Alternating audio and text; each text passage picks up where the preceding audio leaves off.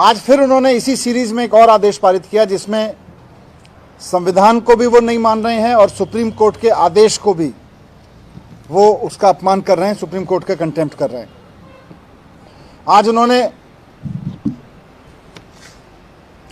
उन्होंने दिल्ली में अरविंद केजरीवाल जी की सरकार द्वारा, मुख्यमंत्री अरविंद केजरीवाल जी की सरकार द्वारा कैबिनेट द्वारा पास 4 साल पहले पास प्रस्ताव को आज पलटा है।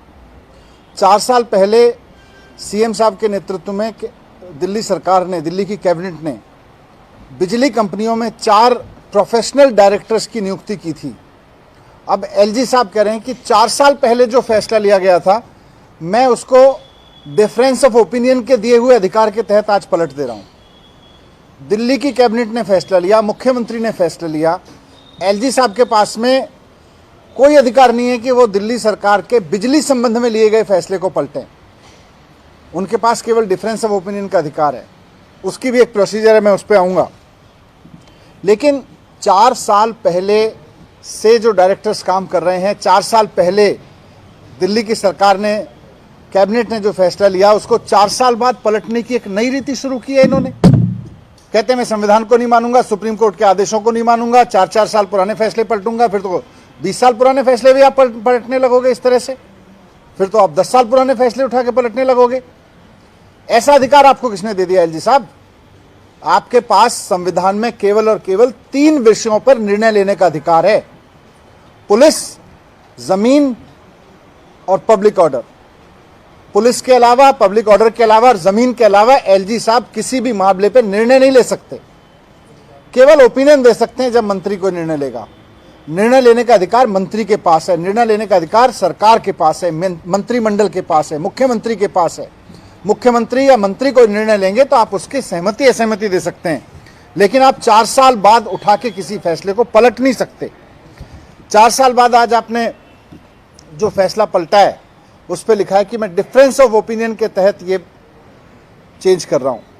मैं फिर से कहना चाहता हूं कि डिफरेंस ऑफ ओपिनियन का अधिकार सुप्रीम कोर्ट ने, संविधान ने उनको दिया है। डिफरेंस ऑफ ओपिनियन का अधिकार एलजी साहब को दिया है।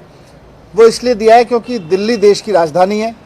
3 सब्जेक्ट पे डिसीजन आपको सीधे सीधे लेना है, लेकिन फिर भी देश की राजधानी होने के नाते आपको ये एक विशेष अधिकार दिया गया है कि आप मंत्रियों के किसी फैसले से असहमत हो सकते हैं।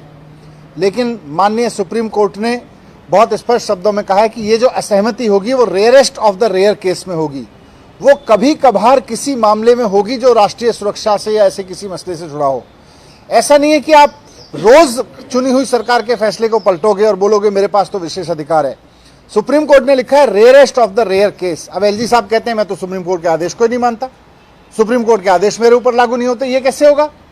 जब सुप्रीम कोर्ट ने ये कहा है कि rarest of the rare case में होना चाहिए, तो ये रोजाना आप सुबह उठ के रोज सरकार के फैसले को पलटने का जो निर्णय ले रहे हो, ये तो गलत है। ये तो सुप्रीम कोर्ट को भी नकार रहा है, संविधान को भी नकार रहा है। और डिफरेंस ऑफ ओपिनियन लेने का तरीका क्या होगा, उस पर भी संविधान ने लिखा हुआ है, उस पर भी सुप्रीम कोर्ट ने बोला हुआ है, उस पर भी ट्रांजैक्शन ऑफ बिजनेस रूल है उसके ऊपर कि कैसे होगा। डिफरेंस ऑफ ओपिनियन ऐसे नहीं हो सकता जैसे एलजी साहब कर रहे हैं रोजाना, कि एलजी साहब अफसरों से फाइल मंगाते हैं, उस पर लिख देते हैं मेरा इस पर डिफरेंस ऑफ ओपिनियन है, ये आदेश लागू करो। ऐसे नहीं हो सकता। ये डिफरेंस ऑफ ओपिनियन भी गैर कानूनी है। क्यों? क्योंकि कानून में लिखा हुआ है कि डिफरेंस ऑफ ओपिनियन तब करेंगे एलजी साहब जब मंत्री कोई निर्णय लेगा, मंत्री निर्णय लेके एलजी साहब के पास भेजेगा। एलजी साहब अगर कहेंगे कि साहब इस पे अलग है, तो एलजी साहब की ड्यूटी है, ये कानून में लिखा हुआ है। एलजी साहब की ड्यूटी है कि पहले मंत्री को बुलाएंगे, उससे चर्चा करेंगे। लिखा हुआ है कानून में कि पहले चर्चा करेंगे, और चर्चा में अगर मंत्री के और उनके बीच में सहमति नहीं बनती है तो वो मुख्यमंत्री को कहेंगे कि एक बार इस पे कैबिनेट में चर्चा करो। मंत्री नहीं मान रहे, कैबिनेट मान जाए, और कैबिनेट भी नहीं मानेगी तब एलजी साहब के पास ये पावर है कि वो कोई निर्णय लेंगे और सेंट्रल गवर्नमेंट को कहेंगे भाई इस पे डिफरेंस ऑफ ओपिनियन है। उससे पहले एलजी साहब के पास कोई पावर नहीं है। तो जो डिफरेंस ऑफ ओपिनियन एलजी साहब ले रहे हैं उसमें कोई प्रोसीजर फॉलो नहीं कर रहे, वो इलीगल तरीके से इंप्लीमेंट करा रहे हैं, अफसरों से डरा के धमका के उनको, संविधान को मान नहीं रहे। सुप्रीम कोर्ट के फैसलों के बारे में उनका कहना है सुप्रीम कोर्ट के फैसले मेरे ऊपर लागू नहीं होते, मैं तो लेफ्टिनेंट गवर्नर हूं। आप संविधान के आदेश पे चलते हो, भारत में ही रहते हो, भारत में के ही एक राज्य में एलजी हो, आपको संविधान को भी मानना पड़ेगा, सुप्रीम कोर्ट को भी मानना पड़ेगा, नियम कायदे कानूनों को भी मानना पड़ेगा। आप जिस पार्टी के होंगे, ऐसा नहीं है कि दूसरी पार्टी की सरकारों के बारे में आप बोलें उसकी पार्टी का कोई भी फैसला मैं कहीं से भी उठा के पलट सकता हूं। ये गैरकानूनी तरीके से एलजी साहब कर रहे हैं। कह रहे हैं कि हमने 4 साल पहले जो केजरीवाल जी की सरकार ने डायरेक्टर लगाए थे, वहाँ बिजली कंपनियों में 8,000 करोड़ का घोटाला हो गया। दिल्ली में केवल और केवल एक ही काम हो रहा है बिजली के सेक्टर में कि बिजली लोगों को फ्री मिल रही है। कोई घपला, कोई घोटाला नहीं। कहाँ घोटाला हो गया, कौन सा घोटाला हो गया, सब हवा में है। रोज कोई नया आरोप लगाते हैं, कभी मेरे ऊपर आरोप लगाते हैं, कभी किसी और के ऊपर आरोप लगा देते हैं, सीबीआई भेज देते हैं, ईडी भेज देते हैं। करा लो इसकी जांच, इस 8,000 करोड़ की भी करा लो। आपको ये पावर कहाँ से आ गई? आपके पास ये पावर है कि आपको लग रहा है घोटाला हुआ, जांच कराओ। आपके पास ये पावर कहाँ से आ गई कि आप केजरीवाल जी की सरकार के फैसले को 4 साल बाद पलट देंगे? ये आपके पास पावर नहीं है। असंवैधानिक कर रहे हैं, गैर कानूनी कर रहे हैं और बिना प्रोसीजर्स को फॉलो हुए कर रहे हैं। आप प्रोसीजर भी इलीगल अपना रहे हैं। मैं एलजी साहब को रिक्वेस्ट करना चाहता हूं कि संविधान का सम्मान करिए, सुप्रीम कोर्ट का सम्मान करिए। आप ये मत मान के चलिए कि सुप्रीम कोर्ट के फैसले आप पर लागू नहीं होते, और प्रोसीजर्स को फॉलो करिए। Thank you.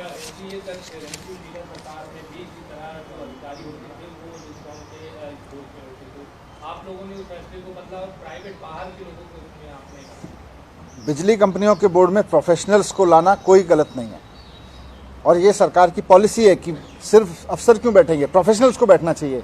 सारे बोर्ड्स में प्रोफेशनल्स को बैठना चाहिए।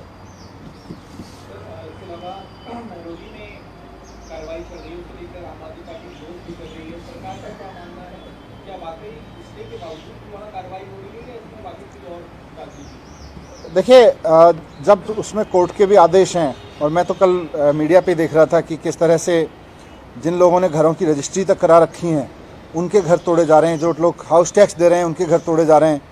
तो ये भारतीय जनता पार्टी को करना तो कुछ आता नहीं है, तोड़ना ही आता है।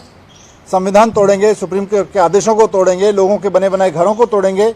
बीजेपी कुछ बनवा भी दे, करते हैं ये सब अपनी मनोहर कहानियों में, पता नहीं क्या क्या कर रहे हैं। Thank you.